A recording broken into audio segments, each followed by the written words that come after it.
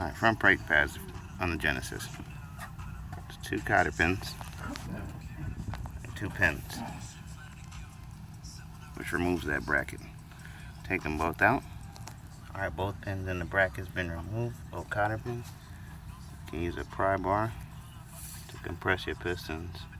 It's 4 pistons, so one side at a time. Alright, once you compress your pistons enough, you can remove your old pad. You're going to put your new pad in on this side first before you compress that one. Alright, once you compress that piston, you can now remove that pad as well.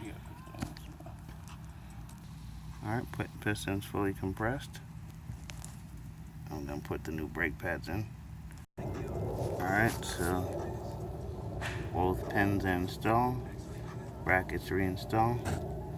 I'll put the cotter pins on the inside once you get your pins all the way through. Alright, so both cotter pins installed. New brake pads, pump your pedal.